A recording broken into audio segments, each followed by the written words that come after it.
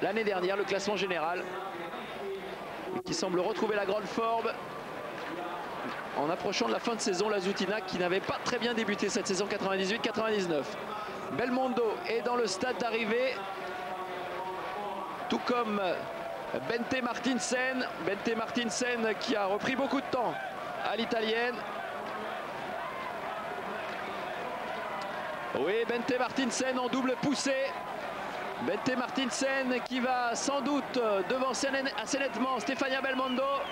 Belmondo qui va faire mieux que Jegorova, assez nettement même, près d'une minute d'avance pour l'italienne, 53 secondes exactement par rapport à Jegorova. Mais regardez, Bente Martinsen, la voilà tout de suite, elle a rattrapé pas mal de temps par rapport à Belmondo, ce qui veut dire qu'elle va être devant. Bente Martinsen en tête, avec 15 secondes d'avance sur Stefania Belmondo. Bente Martinsen qui va conforter sa place en tête du classement général de la Coupe du Monde. Mais pour la victoire finale, ça va être très dur, hein, très dur de résister à Larissa Lazoutina qui ne devrait plus tarder maintenant.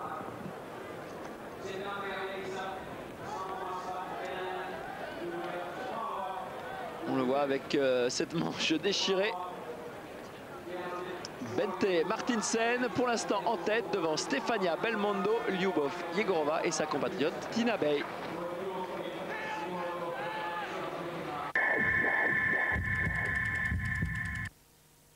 Cette nouvelle voiture, c'est votre fierté. Mais c'est bien connu, parking rime avec éraflure. Vous n'avez plus besoin de la faire repeindre, vous avez besoin de l'effaceur d'éraflure GS27. Vous pouvez maintenant effacer les éraflures superficielles de toute peinture, quelle que soit sa couleur. Et c'est si facile, si rapide. Frottez avec un chiffon en coton et polissez pour un fini superbe. Les éraflures disparaissent comme par magie. Regardez, nous avons volontairement éraflé ce capot avec une bague. C'est affreux. Mais regardez ce qui se passe avec l'effaceur d'éraflure GS27. Les éraflures ont disparu et le capot a l'air neuf. Dans cette casse, l'effaceur d'éraflure GS27 élimine la rouille de la peinture et des chromes de tous les types de voitures. Désormais, vous pouvez facilement effacer les éraflures causées par les portières de voiture, les vélos d'enfants, les ongles, les branches basses, même les rayures laissées par des bagues. Mais ça n'est pas tout. GS27 retire aussi les rayures faites sur les mailles de vos appareils ménagers. Frigo, four, lave-vaisselle, évier, même sur le formica et le contreplaqué. Et n'oubliez pas, vous n'avez pas à acheter un tube par couleur de peinture. GS27 élimine les rayures de surface sur toute peinture, quelle que soit sa couleur. Un tube du stupéfiant GS27 peut résoudre tous vos problèmes d'éraflure dans la maison, sur votre bateau et votre voiture. Pour plus d'informations sur l'effaceur d'éraflure GS27, composez le numéro en face de votre drapeau. Ça ne pourrait être plus simple. Nos standardistes attendent vos appels. Alors appelez maintenant.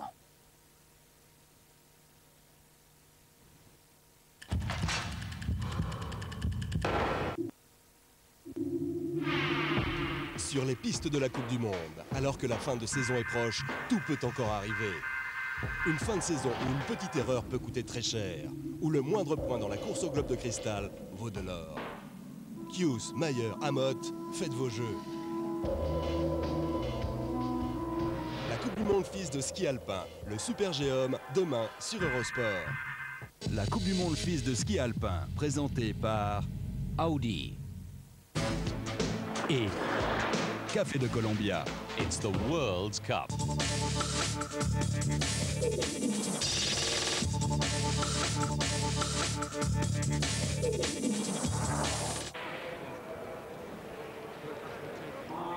Nous revoilà dans le stade de l'Arti pour l'arrivée de Julia Chepalova. Pour l'instant, c'est Bente Martinsen qui est en tête. Julia Chepalova qui est partie très vite, sans doute un peu trop vite. Et elle a, semble-t-il, un petit peu de mal pour finir cette course. Julia Chepalova, une des nombreuses Russes en vue aujourd'hui. Julia Chepalova qui se bat avec le temps de Lyubov Jegorova, sa compatriote. Elle devrait être devant, je pense, assez nettement. Elle est pour l'instant en 3e position, Julia Chepalova. Elle était 2e après 2 km 300 et elle devrait sans doute terminer aux alentours de la 10e place parce qu'on attend beaucoup de beau monde. Bente Martinsen est arrivé Mais attention à Larissa Lazutina qui avait plus de 15 secondes d'avance sur Bente Martinsen. Alors que Natalia Baranova en termine. Natalia Baranova avec le dossard 52. Baranova qui ne va pas pouvoir faire mieux que Martinsen, mais pourquoi pas déloger Belmondo. En double poussée très puissante, Baranova.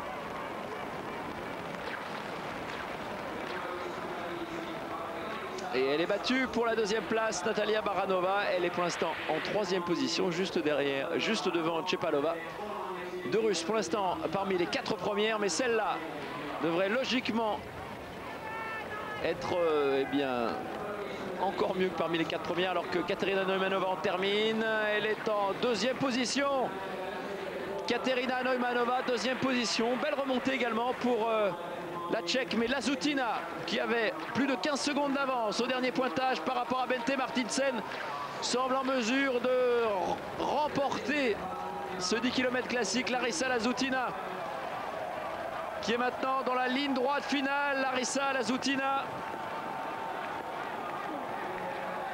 33 ans, 3 médailles d'or à Nagano. Larissa Lazutina, c'était l'héroïne des Jeux de l'année dernière. Et là, aujourd'hui, elle renoue avec la victoire en Coupe du Monde. Larissa Lazutina, très probablement, elle avait déjà triomphé samedi dernier dans le 30 km classique des championnats du monde. Larissa Lazutina pour sa deuxième victoire de l'année, donc après celle de samedi. Je ne compte pas les relais, bien entendu. Larissa Lazutina, celle qui avait remporté l'année dernière la Coupe du Monde, semble aujourd'hui sur la plus haute marche du podium. Elle a dit bonjour à sa fille. Elle a une fille de 9 ans, Larissa Lazutina. Alors que Gabriela Paruzzi en termine dans le même temps qu'Anfisa Aretsova. Un beau sourire sur le visage de Gabriela Paruzzi. Deux Italiennes, sans doute parmi les 10. Pour l'instant en tête, Larissa Lazutina, la Russe, devant Bente Martinsen, la Norvégienne, Katerina Neumanova, la Tchèque. Stefania Belmondo est en 4e position. On ne peut pas dire qu'il y ait beaucoup de surprises dans cette course. Ce sont vraiment les 4 meilleurs de la saison qui sont aux 4 premières places. On attend également Nina Gavriliuk qui pourrait éventuellement se mêler à la lutte. Alors que Kristina Smigun, également une des révélations de l'année, une des filles à s'être imposée cette année en Coupe du Monde. En termine, elle sera parmi les 10 meilleures, Kristina Smigun. 6e pour l'instant, aux alentours de la 10e place très probablement, parce que Gavriliuk était un petit peu en avance. Gavriliuk que l'on attend, elle est partie avec le dossard 63. Il y aura également Nageikina à suivre. Donc 2 Russes encore en mesure de terminer parmi les 10 et venir conforter ce qui semble quasiment acquis maintenant. Conforter ce succès de Larissa Lazutina que l'on revoit au ralenti en double poussée dans le sprint final. Larissa Lazutina furieuse de ne pas avoir été sélectionnée dans le 5 classique et donc dans la poursuite, qui avait démontré sur le terrain qu'elle avait sa place en remportant un nouveau titre mondial sur le 30 classique, un 30 classique qu'elle a vraiment survolé. C'était il y a tout juste une semaine à Ramsau. Brigitte Albrecht en termine. Ce sera à nouveau la meilleure Suissesse aujourd'hui. Brigitte Albrecht, 13e pour l'instant. Une bonne performance pour Brigitte Albrecht. Plusieurs fois parmi les 10 cette saison. Notamment au 15 km libre de Nové Mesto où elle avait pris la 6e place. Maria Toil, 3e à Ramsau en style classique. C'était sur le 15 en style libre, pardon, sur le 15 libre. Maria Toil qui essaye de se battre pour une place parmi les 10 alors qu'Anita Menon termine beaucoup plus loin. Maria Toil, 10e pour l'instant. Je pense qu'elle ne restera pas parmi les 10 premières, car on attend toujours Nageikina et Gavriliuk. Gavriliuk, 3e pour l'instant au classement général de la Coupe du Monde. Un classement général qui ne devrait pas beaucoup évoluer puisque Bente Martinsen va encore consolider sa place en tête du classement général de la Coupe du Monde. Une Coupe du Monde qu'elle n'a encore jamais remportée, Bente Martinsen. Ce serait une grande première pour elle puisque la dernière victoire norvégienne en Coupe du Monde remonte à 1985. C'était Annette Bø qui avait triomphé en 1985 pour la Norvège. Mais on n'en est pas encore là. On en reparlera lors des 2 dernières épreuves de cette Coupe du Monde féminine. Nina Gavriliuk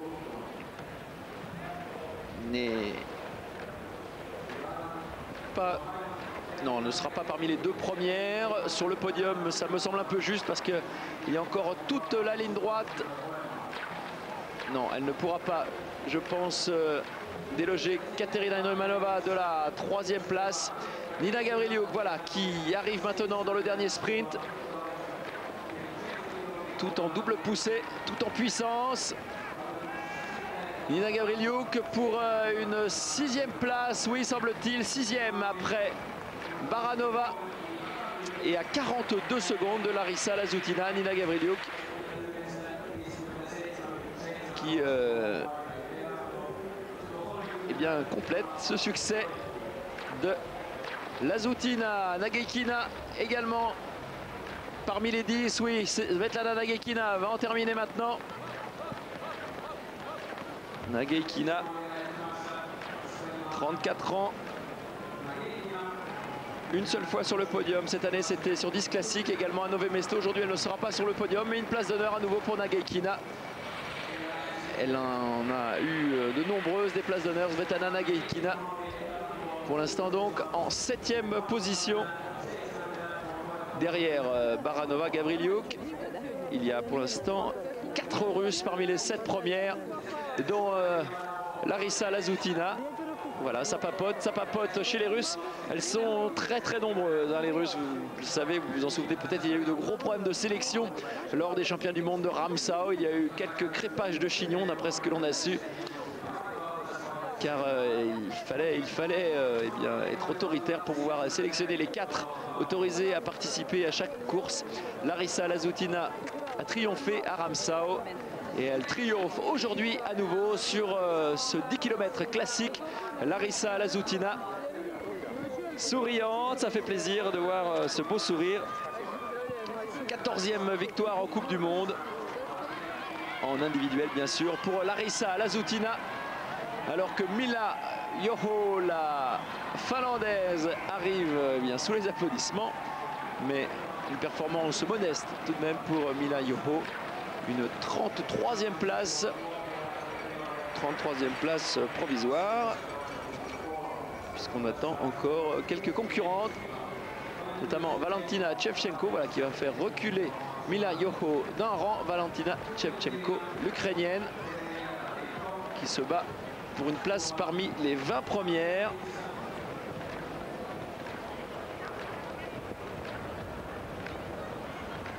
Non, ça va être trop juste. Voilà, maintenant elle entre seulement dans le dernier sprint, la dernière ligne droite.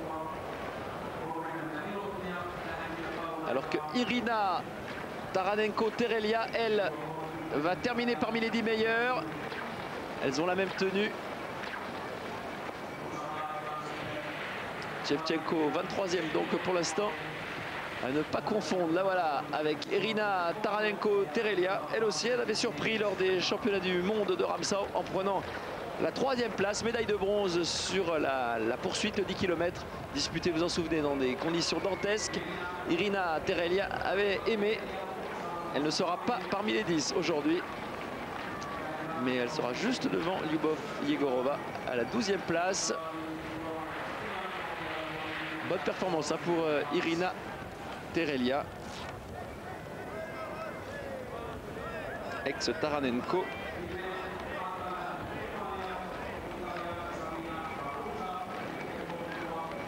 Yaroslava Bukvayova en termine. C'est une des dernières à s'être élancée. Bukvayova en 24e position. Tout à fait à son niveau. Ugvayova qui avait tout de même pris une 17e place à Ramsau sur le 10 km poursuite. Sabina Valbuza est la dernière à s'être élancée. Sabina Valbuza qui a eu pas mal de places d'honneur, place parmi les 20 premières à Ramsau. 2 15e et une 13e place. Aujourd'hui, elle va être plus loin. Sabina Valbuza, au-delà de la 20e place. Il y a tout de même 2 Italiennes parmi les 10.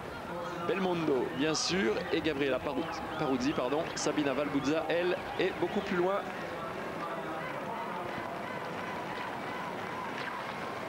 Elle ne sera pas parmi les 20 premières, Sabina Valbuza, qui termine donc cette course gagnée par Larissa Lazutina. Larissa Lazutina qui triomphe pour la première fois dans une épreuve de Coupe du Monde cette année. Elle avait triomphé au championnat du monde. Elle est très pensive, Larissa Lazutina. Mariée avec Gennady Lazutine, un ancien très bon fondeur. Il avait notamment remporté de multiples titres mondiaux juniors. Gennady Lazutine, voilà, la bise à son mari, c'est sûr. Et Lazutina, qui était la dominatrice l'année dernière, retrouve la grande forme. Elle l'avait prouvé à Ramsau en terminant les championnats du monde par une victoire. Elle continue par une victoire aujourd'hui à Lahti. Elle a battu notamment Bente Martinsen, qui conserve la tête de la Coupe du Monde. Elle a battu également Katerina Neumanova. Katerina Neumanova qui semble petit à petit retrouver sa forme du début de saison. Stefania Belmondo encore placée, mais je vous l'ai dit, elle est tout de même plus à l'aise en skating. Et le triomphe russe avec Baranova, Gavrilyuk et Retsova, toutes dans les 9 premières, puisqu'il y a 2 8e ex aequo, Paruzzi et Retsova. Chepalova et Yegorova complète ce triomphe russe. Lyubov Yegorova pour son retour, une très bonne 13e place. Larissa Lazutina première, 2e place pour Bente Martinsen et Katerina Neumanova 3e. C'était le podium aujourd'hui à Lahti.